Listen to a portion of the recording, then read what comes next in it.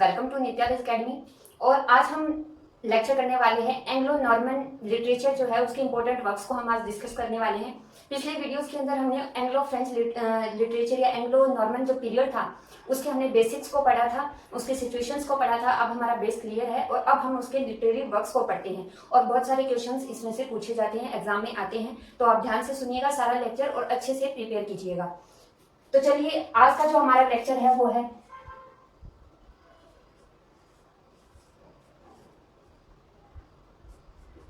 Anglo French या Anglo Norman भी इसको बोल सकते हैं, एंग्लो फ्रेंच या एंग्लो नॉर्मन लिटरेचर।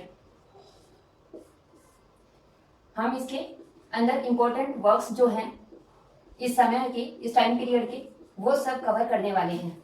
तो सबसे पहले हम पढ़ते हैं इसके अंदर कौन कौन से जो पोइट्स हैं या राइटर्स हैं जो इम्पोर्टेंट है हमारे लिए, उनके बारे में पढ़ते हैं। तो सबसे पहले जो आते हैं वो आते हैं जोफ्री ऑफ मनमाउथ।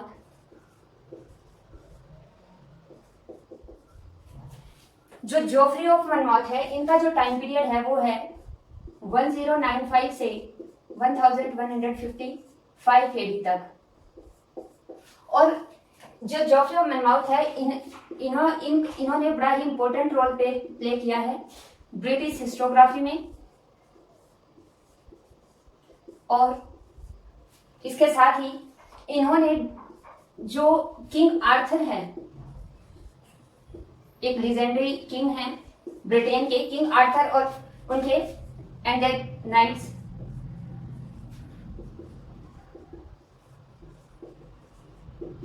ये जो कंसेप्ट जो लिटरेचर के अंदर डेवलप हुआ था King Arthur and their knights, उनकी स्टोरीज का, इसे डेवलप करने में भी जोफ्री मनमाउथ का बहुत बड़ा हाथ था। तो ये एक इम्पोर्टेंट फिगर है उस समय की। और इनका जो लिटरेचर जो इन्होंने लिखा है वो बेसिकली लिखा है ब्रिटेन के किंग आर्थर पर। और इसलिए हम कह सकते हैं, हमने लास्ट लेक्चर में पढ़ा था कि जो किंग आर्थर के ऊपर लिखी रचनाएं हैं वो कौन से मैटर से बिलोंग करती है। आप बता सकते हैं इसका? ये मैटर ऑफ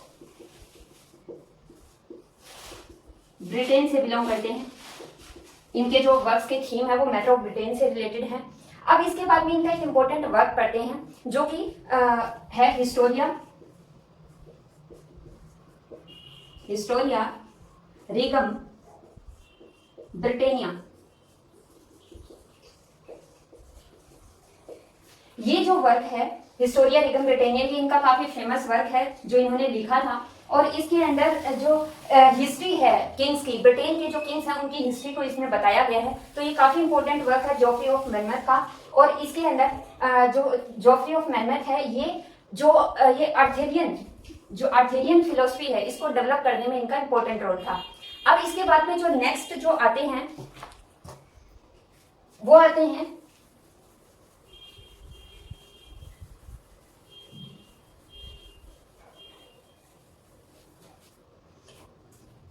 जो नेक्स्ट जो है उनका नाम है वेस। और इनके जो फेमस जो रचना है, इनको रॉबर्ट वेस भी बोला जाता है।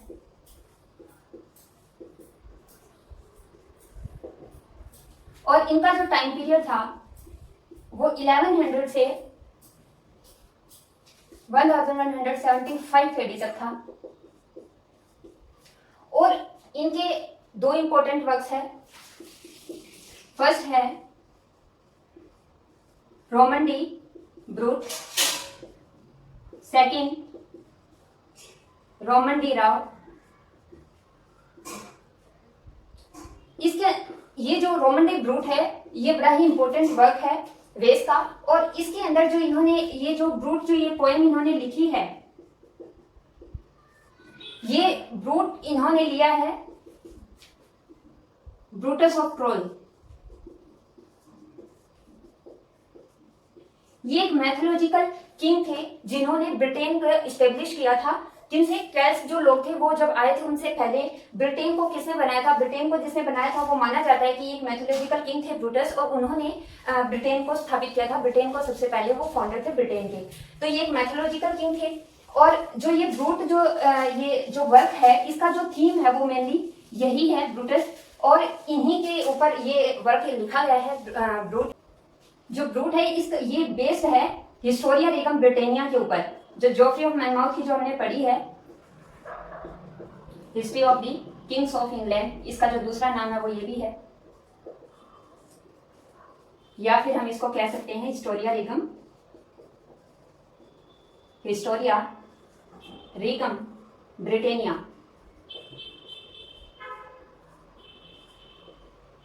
तो ये ये ब्रूट, ये जो इन्होंने वर्क है, ये बेस्ड है हिस्टोरिया रिगम ब्रिटेनिया के ऊपर। और इसके साथ ही जो ये रोमन डी ब्रूट, जो ये इनका वर्क है, ये ब्रूटस ऑफ ट्रॉय के ऊपर स्टेब्लिश है, हम डिस्कस कर चुके हैं। अब इसके बाद में इन्होंने एक कंसेप्ट और था जो किंग आर्थर हैं, किंग आर्थर के जो कंसेप्ट उसको डेवलप किया था जोफ्री ऑफ मॉन्मौथ ने। और जो किंग आर्थर के जो नाइट्स हैं एंड राउंड टेबल, जो राउंड टेबल है उसको सबसे पहले इंट्रोड्यूस इन्होंने ही किया था, वेस्ट ने। वेस्ट के जो वर्क है ब्रूट, इसके अंदर इसको इंट्रोड्यूस किया गया राउंड टेबल को। और साथ में जो किंग आर्थर की जो तलवार थी उसको भी इन्होंने ही अपने जो वर्क है उसके अंदर सबसे पहले इन्होंने उसको नाम दिया है, और उसका नाम था एक्सकैलिबर। ये जो नाम है ये आर्थर की स्वॉर्ड, आर्थर की जो स्वॉर्ड थी, किंग आर्थर जिस तलवार का यूज करते थे उसको नाम इन्होंने दिया था एक्सकैलिबर। और ये इनके जो वर्क है रोमन डी ब्रूट, इसके अंदर दिया गया था। तो ये था रोमन डी ब्रूट के बारे में। अब हम बात करते हैं रोमन डी राव के बारे में।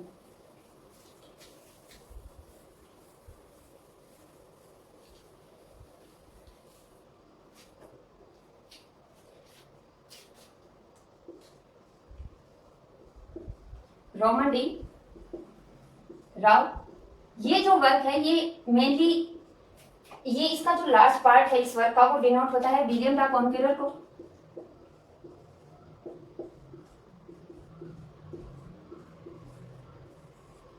और नॉर्मन कॉन्क्विस्ट।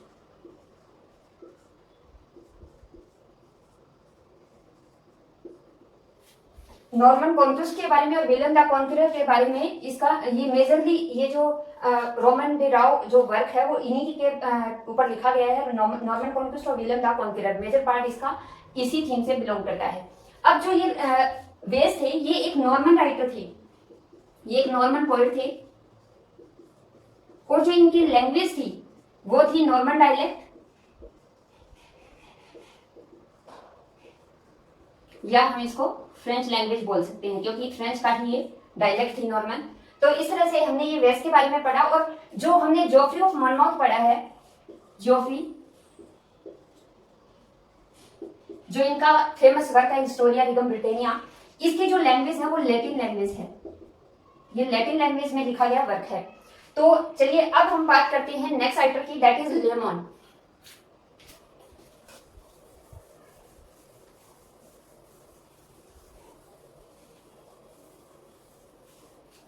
अब जो हम बात करेंगे लेमन की, ये 12th सेंचुरी के लास्ट और 13th सेंचुरी के अर्ली पीरियड के राइटर हैं।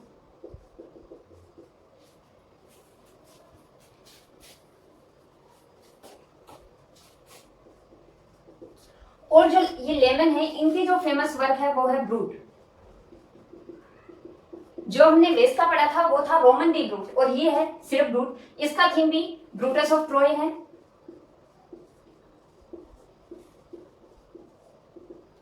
जो ब्रूटस कौन थे? एक माइथोलॉजिकल किंग थे ब्रिटेन के, जिन्होंने ब्रिटेन को स्टेब्लिश किया था, फाउंडर थे ब्रिटेन के, जिन्होंने क्लेल्स लोग जब आए थे ब्रिटेन में उससे पहले ब्रिटेन को इन्होंने बनाया था।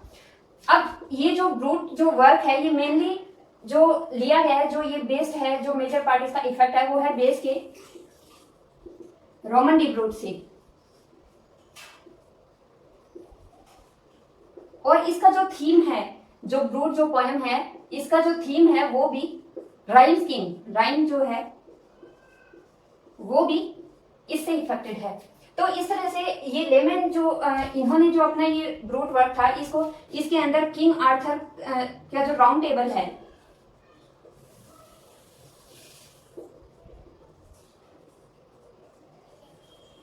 एंड हिज राउंड टेबल, उसके जो राउंड टेबल है उसको फर्स्ट टाइम ये इंग्लिश लिटरेचर के अंदर इन्होंने, इंग्लिश पोएट्री के अंदर वो इस कंसेप्ट को लाई थी। तो king Arthur and his round table, इसको ये इंग्लिश पोएट्री में उतारा था। तो ये लेमन थे। अब इसके बाद में जो आते हैं वो आते हैं पर्ल पोएट या गवेन पोएट। गवेन पोएट या फिर हम इनको पर्ल पोएट भी बोलते हैं। ये जो पोएट है इनका नाम हमें नहीं पता है, लेकिन इनके 4 वर्क्स हमें मिले हैं मैन्युस्क्रिप्ट्स के अंदर। तो चलिए अब ये गवेन पोएट है, इसके बारे में जानते हैं।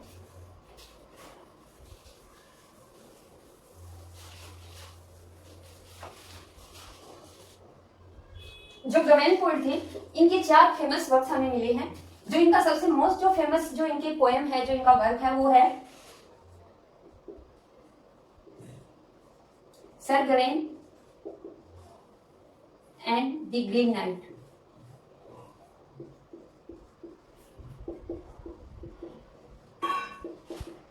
इसके बाद और जो पॉइंट मिली है वो है पेशेंस, पर्ल और क्लीननेस। अच्छा, Sir Gawain and the Green Knight, अब ये जो चारों जो पॉइंट्स है ये 14th सेंचुरी के एंड में लिखी गई हैं। और ये जिस मैन्युस्क्रिप्ट में मिली उस मैन्युस्क्रिप्ट का नाम है कॉटन एएक्स। और ये one of the best Arthurian story है। और इसके अंदर जो थीम जो प्रेजेंट किया गया है वो है चिवैल्रिक रोमांस।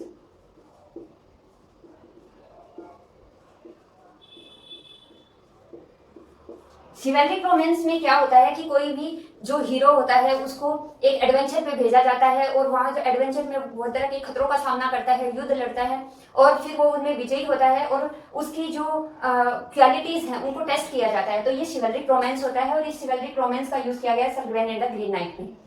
ये फेमस स्टोरी है। तो पहले हम इस स्टोरी के बारे में जानते हैं कि ये स्टोरी क्या है। इसके अंदर राजा है किंग अर्थर, जो कि न्यू ईयर का फीस्ट चल रहा है। कैम्पटोन नाम की जगह है, कैम्पटोन नाम का एक जगह है, वहां पर किंग अर्थर और उनके नाइट्स प्रेजेंट है, इनकी क्वीन प्रेजेंट है और वहां पर एक फीस्ट चल रहा है न्यू ईयर का। अब जैसे ही अब खाना शुरू होने वाला है उससे पहले एक ग्रीन नाइट यहाँ पर आता है।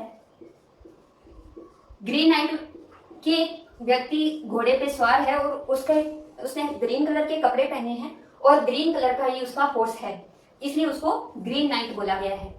वो यहाँ पर आता है और राजा के सामने एक चैलेंज रखता है कि वो कहता है कि मेरे पास एक तलवार है, वो अपनी जो एक्स, उसके पास एक एक्स कुल्हाड़ी होती है, वो उसे देता है राजा को और बोलता है कि कोई भी व्यक्ति जो मेरा ये चैलेंज लेना चाहता है वो मेरे ऊपर एक्स से एक वॉर कर सकता है, मेरे ऊपर एक अटैक कर सकता है और उसके बाद में उसके 1 साल बाद मैं जिस स्थान पर कहूंगा, जहां पर मैं होऊंगा उस स्थान पर उसे आना होगा और फिर एक और मैं उसके ऊपर करूंगा।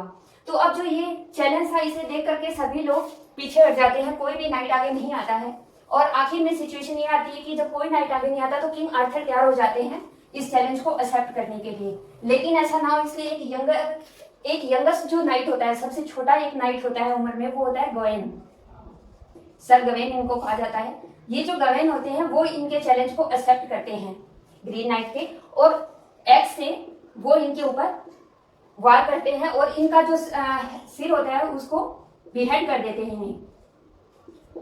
इन्हें बिहेड कर देते हैं। लेकिन ऐसा करने पर ग्रीन नाइट जो होता है उसकी मृत्यु नहीं होती, because he have the magical powers,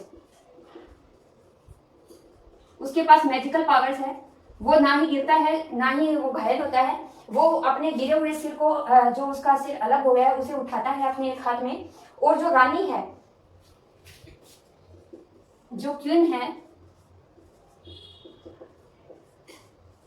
ग्विनेवरे, उनके पास जाता है और उनसे उनकी तरफ जाकर के बोलता है कि आप लोग कि 1 साल बाद आप लोग मेरे जिसने मतलब जो ड्राइंग जिन्होंने नाइट नहीं जिसने ये किया है उनके सिर को अलग किया है, कहते हैं कि 1 साल बाद में आपको आना होगा और मैं आपको बिहेड करूंगा या फिर मैं आपके ऊपर अब एक बार करूंगा 1 साल के बाद।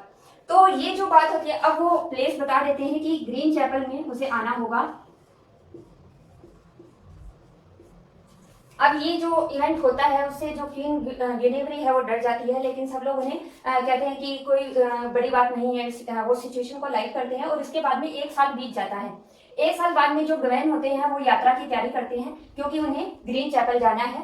और वो अपनी यात्रा के लिए चल पड़ते हैं। और रास्ते में जब उन्हें रास्ता नहीं पता कि ये कहाँ पर ये पैलेस है, तो वो रास्ते में जाते हैं। वहां पे इनको एक महल दिखाई देता है और उस महल में ये चले जाते हैं।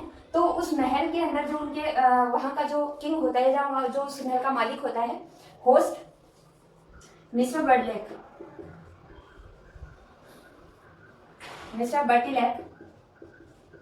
ये इनसे कहते हैं कि ये जो पैलेस है ये वो उन्हें 2 दिन के अंदर ही पहुंचा देंगे, आपको ज्यादा दूर नहीं जाना है, ये लोग इस प्लेस को जानते हैं तो आपको पहुंचा देंगे। आप एक काम कीजिए, जब तक अभी काफी दिन पड़े हैं 1 साल होने में, तो आप हमारे महल में ही रुक जाइए। तो जो गवेन होते हैं वो इनकी बात को एक्सेप्ट कर लेते हैं, कहते हैं ठीक है भाई, जब तक मेरा अभी टाइम पड़ा है तो मैं यहाँ पर रुक लेता हूँ, आराम कर लेता हूँ। तो जो मिस्टर ब्रिलेक हैं वो अपनी वाइफ मिसिस बैटिलेक इनको ड्यूटी लगाते हैं कि इन्हें इसकी होनेस्टी को जज करना है, कि इन्हें बातों में उलझा करके ये इनकी होनेस्टी है उसको चेक करना है।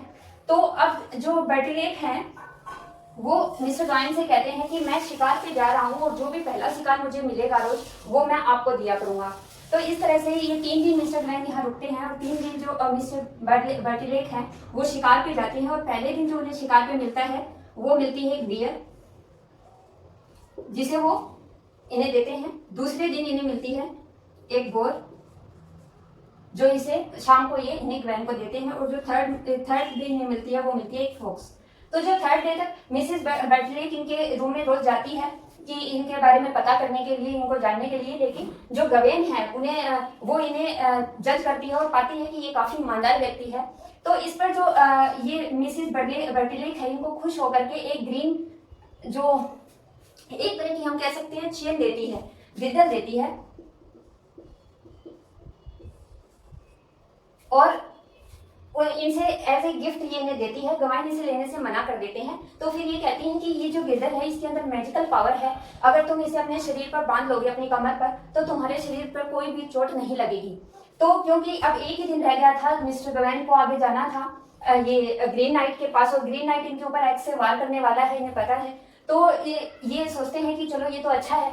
लेकिन मिसेस बैटिलेक है वो मिसेस बैटिलेक इनसे एक प्रॉमिस लेती है कि ये बात आप मेरे हस्बैंड को, मिस्टर बैटिलेक को नहीं बताओगे।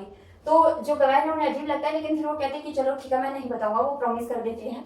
और जब शाम को जब ये मिस्टर बैटिलेक आते हैं और इन्हें फॉक्स देते हैं जो वो शिकार करके लाए हैं, तो ये इन्हें कुछ नहीं बताते हैं। नेक्स्ट डे ये जाते हैं ग्रीन चैपल में और वहां जाकर के वो इसे कहते हैं कि भाई अब मैं आ गया हूँ, तुम्हें अपना एक अटैक करना है, तुम करो। तो जो वो एक्स से इनके ऊपर वार करता है, तो जो गिर्डल इन्होंने पहना होता है इस कारण से गवेन को कोई चोट नहीं लगती, सिर्फ एक खरोंच आती है। और ये होने के बाद जो स्टोरी होती है वो यहाँ पे एंड हो जाती है। और जो ये ग्रीन नाइट होता है वो अपने रियल वो अपने शक्ल में आ जाता है, और वो इन्हीं का साथ का ये नाइट होता है, वो कोई अनजान व्यक्ति नहीं होता। और वो बताता है कि जो राजा की जो बहन है मॉर्गन ले फ्रे, उन्होंने ये सब उनकी आर्थर जो किंग आर्थर है उनकी जो बहन है उसके कहने पर उन्होंने ये सब किया है। तो क्योंकि जो ये मॉर्गन ले फ्रे है ये एक जादूगरनी है और इसने अपनी मैजिकल पावर से ये सब कुछ किया था। तो ये जो ये मॉर्गन ले फ्रे है ये आर्थर के जो नाइट्स हैं उनको ये उनकी जो लॉयल्टी है उसको टेस्ट करना चाहती थी, और इसलिए ये सारा प्लॉट इनका किया हुआ था। और इन्होंने जो क्वीन गिनेवर थी इनको भी धमकी दी थी या डराया था कि ये इनको किसी को भी ऐसा ये मत बताएं, और इसलिए ये सारा एक किया हुआ प्लॉट था। तो इस तरह से ये sir lion and the Green night की स्टोरी है। अब इसके बाद में जो अगले जो इनके वर्क्स हैं, इसका जो पोएट है जिसने ये पोएम लिखी है उसका नाम नहीं पता है, इसका नाम नहीं मिलता, सिर्फ इतना पता लगता है कि जो डायलेक्ट इसके अंदर यूज किया गया है वो नॉर्थ वेस्ट डायलेक्ट है, और नॉर्थ वेस्ट डायलेक्ट से ये अंदाजा लगाया जाता है कि वो उसी रीजन के रहने वाले होंगे। अब जो नेक्स्ट जो है वो है इनकी पोएम पर्ल। ये पोएम है जिसके अंदर कि ये एक एलिगरी पोएम है। एलिगरी है और एक ये ड्रीम विजन है। इसके अंदर जो नरेटर होता है वो एक सपना देखता है और वो सोने से पहले वो दुखी है क्योंकि उसका एक पर्ल गुम हो गया है। वो अपने पर्ल के लॉस हो जाने पे वो दुखी है, लेकिन तभी उसे जब वो सोता है उसे एक सपना आता है और उस सपने में वो हेवन को देखता है और वहां देखता है कि एक बड़ी ही जो सुंदर सी लेडी है वो व्हाइट कलर के कपड़े पहने हुए खड़ी है और बीच में एक स्ट्रीम है और उसके इधर ये एक लेडी खड़ी है जो कि बहुत सुंदर कपड़े पहने और ये जो लैंड है ये भी बड़ी अजीब लैंड है। और फिर इस तरफ जो नरेटर है वो खड़ा है सपने में और वो जैसे ही स्ट्रीम को वो जो लेडी है वो उसे क्यूरियोसिटी से कुछ क्वेश्चंस पूछता है और जो लेडी है वो उसको जो क्रिश्चियन जो फिलोसफी है उसके बेस पर, क्रिश्चियन फिलोसफी के बेस पर वो आंसर देती है इसको और वो बताती है, वो उसे हेवन का डोर भी दिखाती है, हेवन की वॉल भी दिखाती है ये जो लेडी खड़ी है उसके सामने में। तो नरेटर क्यूरियोसिटी से स्ट्रीम को क्रॉस करने की कोशिश करता है और जैसे ही वो आगे की तरफ बढ़ता है उसका सपना टूट जाता है। तो बस ये एक पोएम है, पर्ल पोएम, जिसके अंदर एक ड्रीम को शो किया गया है। इसके बाद में जो नेक्स्ट पोएम है वो है पेशेंस। इस पोएम के बारे में ज्यादा हमें नहीं पता है, सिर्फ इतना पता है कि ये वुलगेट बाइबल के अंदर हमें मिली है। वुलगेट बाइबल इसका सोर्स है। फिर इसके बाद जो नेक्स्ट जो इनकी पोएम है वो है क्लीननेस। ये जो पोएम है इसका जो थीम है वो है purity of body and Saul. ये कहते हैं कि शरीर की जो स्वच्छता है उसके ऊपर ध्यान रखना चाहिए और साथ ही जो मैरिड जो लव होता है उसकी ब्यूटी को भी इसमें शो किया गया है। और इसके अंदर प्योरिटी के ऊपर इसमें बोला गया है इस पोएम के अंदर क्लीननेस में। जहाँ एक तरफ शरीर की ब्यूटी की बात होती है, उसकी प्योरिटी की, उसकी क्लीननेस की बात होती है, वहीं दूसरी तरफ जो हमारी सोल है, हमारा करैक्टर है, उसकी प्योरिटी की और जो ब्यूटी होती है मैरिड लव में उसके बारे में इसमें बताया गया है। तो ये जो Sir Gawain and the Green Knight, Pearl poem, Patience और क्लीननेस, ये 4 फेमस वर्क्स हैं इस राइटर के और इस राइटर का नाम नहीं पता इसलिए इसको पर्ल पोएट भी बोला जाता है। अब जो नेक्स्ट जो पोएम्स हैं उनको डिस्कस करते हैं।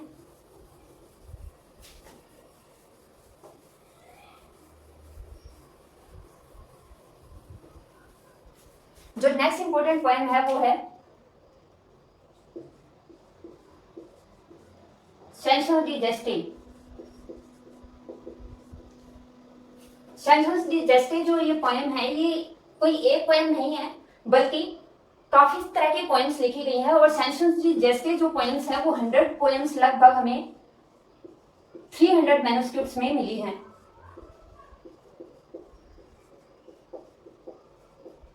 ये कोई एक पोएम नहीं है बल्कि ये एक थीम है और जो थीम है वो है song of heroic deeds. Song of heroic deeds जैसे एक लैटिन वर्ड है और जैसे का मतलब होता है डीड्स, तो ये हुआ सॉन्ग ऑफ हीरोइक डीड्स। तो इस तरह के लगभग 100 से भी ज्यादा सॉन्ग्स हमें 300 मैन्युस्क्रिप्ट्स में मिले हैं। और जो ये सेंसस डी जेस्टे है इसके अंदर शिवैल्रिक लव को शो किया गया है, शिवैल्रिक लव को।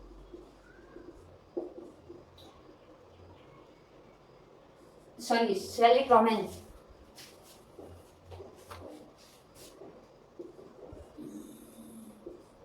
और इसके अंदर जो टाइम पीरियड दिखाया गया है वो 8th, 9th, 10th सेंचुरी का फ्रांस दिखाया गया है। ये एक फ्रेंच लिटरेचर है और इसके अंदर शार्ले मैग्ने इनके समय पीरियड को भी दिखाया गया है। तो इस तरह से ये एक फ्रेंच लिटरेचर है जिसके अंदर ये सब चीजें, ये हीरोइक जो डीड्स हैं उनके ऊपर सॉन्ग लिखे गए हैं। तो ये इंपॉर्टेंट है। इसके बाद में जो नेक्स्ट जो पोएम्स जो इंपॉर्टेंट है वो है all and the Nightingale.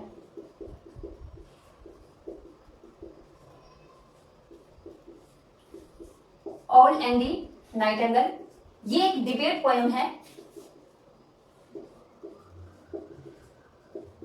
And it is one of the earliest example of debate poem. इससे पहले हमने एंग्लो सेक्शन जब वर्क्स हम कर रहे थे उसके अंदर मैंने 2 डिबेट पोएम्स के नाम बताए थे। आपको उन डिबेट पोएम के नाम कमेंट सेक्शन में लिखने हैं। अब इसके बाद में ये ऑल एंड दी नाइटिंगेल है। इसके अंदर ये डिबेट पोएम है और इसकी ये 2 बर्ड्स की स्टोरी है। ये 2 बर्ड्स हैं जो आपस में डिबेट कर रहे हैं और जो डिबेट की शुरुआत है वो नाइटिंगेल करती है और नाइटिंगेल जब ऑल को देखती है, ये दोनों अपने अपने पेड़ों पर बैठे हैं, और जब नाइटिंगेल जब ऑल को देखती है तो उस पर कमेंट करती है कि वो कितना भद्दा है, वो बिल्कुल सफाई नहीं रखता, वो बहुत ही गंदा अग्नि दिखता है। तो इसके ऊपर जो ऑल होता है वो कहता है कि तुम भी ज्यादा सुंदर नहीं हो। तो फिर वो कहती है कि लेकिन मैं तो गाना बहुत सुंदर गाती हूँ, तुम तो रात को ऐसे चिल्लाते हो जैसे कोई कब्रिस्तान में भूत चिल्लाते हैं। तो इस तरह से इन दोनों के बीच में बहस चलती है, जिसके साथ वो कुछ ह्यूमन डीड्स के भी एग्जाम्पल देते हैं। और जो ऑल होता है वो नाइटिंगेल से बोलता है कि तो जो तुम्हारा जो गाना होता है वो वुमेन्स को करप्ट कर देता है, वुमेन जो होती है उनके करेक्टर से उनको गिरा देता है। जबकि नाइटिंगेल जवाब में कहती है कि जो तुम जो करते हो, मतलब ये वो नाइटिंगेल कहती है कि ये सब जो वुमेन है, जो पुरुष लोग हैं, उनके वो इस चीज का फायदा उठाते हैं, ये उनकी गलती है। और इस तरह से वो कहती है कि तुम जो गाते हो उससे कौन सा अच्छा होता है, तुम लोग तो ऐसे गाते हो जैसे किसी का शोक मना रहे हो। तो इस तरह से इन दोनों के बीच में बहस होती है, और बहस होते होते ये एक झगड़े का रूप ले लेती है। और जो नाइटिंगेल होती है वो अपने साथ के बर्ड्स को कॉल करती है, तो ओवल भी इसकी धमकी देता है कि मैं भी अपने जो वल्चर्स हैं उनको मैं कॉल कर दूंगा। तो इसके ऊपर एक जो इनके बीच में एक जो नरेटर है वो इन दोनों की डिबेट को सुन रहा होता है, और वो कहता है कि तुम दोनों आपस में ही फैसला कर लो किसी मेडिएटर को लेकर के। तो जो बर्ड्स होते हैं वो सोचते हैं कि चलो ठीक है, हम एक मेडिएटर को लेते हैं। तो जो मेडिएटर को जो वो लेने की बात करते हैं, उस मेडिएटर का जो नाम है वो है निकोलस ऑफ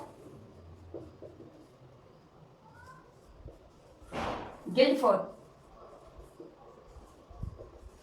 ये दोनों कहते हैं कि वो हालांकि वो जवानी में इतना सक्षम नहीं था, लेकिन अब वो उसकी उम्र हो गई है और वो एक समझदार इंसान है, वो हमारा फैसला करवा सकता है। तो वो निकोलस ऑफ गिल्डफोर्ड के बारे में बात करते हैं कि हम उसे मेडिएटर के भी तरह हम उसको लाते हैं, और ये दोनों ही जो ऑल और जो नाइटिंगेल है वो उसको बुलाने के लिए उठ जाते हैं। तो इस तरह से जो ये पॉइंट है ये अनकंक्लूसिव है। जो नरेटर है या जो पोएम का जो राइटर है उसने ये नहीं बताया कि इन दोनों वर्ड्स के अंदर से बेस्ट कौन सा है। और इसके साथ ही जो निकोलस ऑफ गिल्डफोर्ड है उसके बारे में थोड़ा सा इन्होंने करैक्टर बताया है, और इसके बाद में इस पोएम का कोई कंक्लूजन नहीं निकलता, ना ही निकोलस को पोएम के अंदर दिखाया है। तो इस तरह से ये एक पोएम है ऑल एंड नाइटिंगेल। इसके बाद जो नेक्स्ट पोएम है वो है कर्सर मंडी।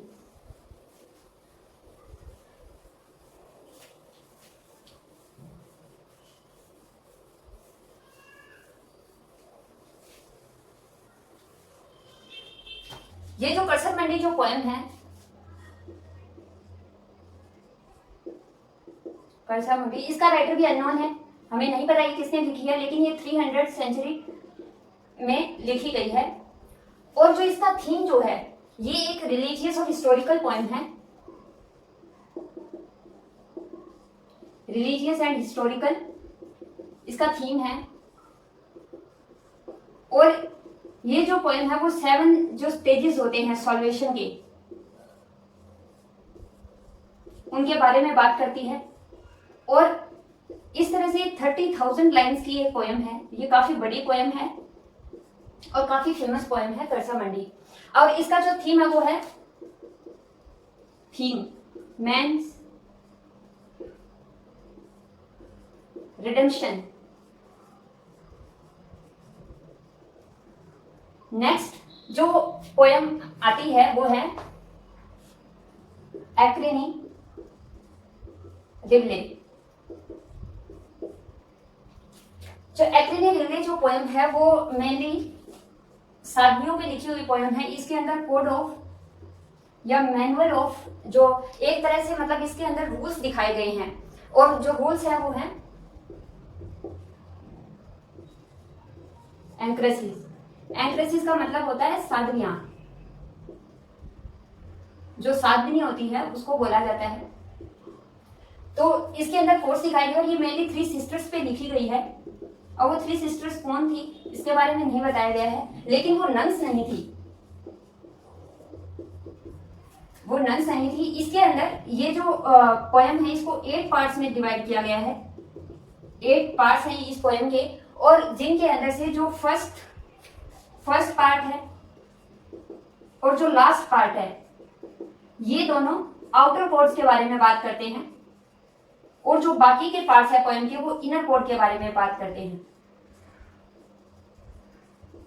कि जो एंक्रेसेस होती हैं उनको कैसे रहना चाहिए, उनके लिए क्या नियम होते हैं, किस तरह के नियम का उन्हें पालन करना चाहिए। तो इनर कोर्स और आउटर कोर्स के बारे में इसमें बात की गई है और ये भी एक तरह के रिलीजियस पोएम है। तो इसके ये फेमस पोएम्स थी, हमने डिस्कस करी, हमने पोएट्स डिस्कस किए जो कि एंग्लो फ्रेंच लिटरेचर के टाइम की है और इनमें से क्वेश्चन पूछे जाते हैं। और जो ऑल एंड द नाइटिंगेल है उसके अंदर से पहले भी क्वेश्चन आ चुका है नवंबर 2017 में, और उस समय जो क्वेश्चन पूछा गया था ऑल एंड नाइटिंगेल में वो पूछा गया था मेडिएटर के बारे में कि जो इनका मेडिएटर है उसका नाम क्या था। तो जो हमने नाम है वो पढ़ लिया है, निकोलस ऑफ गिल्डफोर्ड। तो इस तरह से ये क्वेश्चन था जो उसमें से पूछा गया था। तो आपको इस लेक्चर के जो पीडीएफ नोट्स है वो आपको हमारे चैनल के डिस्क्रिप्शन बॉक्स में टेलीग्राम का लिंक है दिया गया है, उस पर आप जाने पर आपको इनके पीडीएफ नोट्स अवेलेबल वहां करवाए गए, आप वहां से ले सकते हैं। तो चलिए इसी के साथ ये लेक्चर यही खत्म होता है और नेक्स्ट लेक्चर में हम बात करेंगे जोशर एज की। इसी के साथ मिलते हैं नेक्स्ट वीडियो में। Till then keep practicing. Thank you.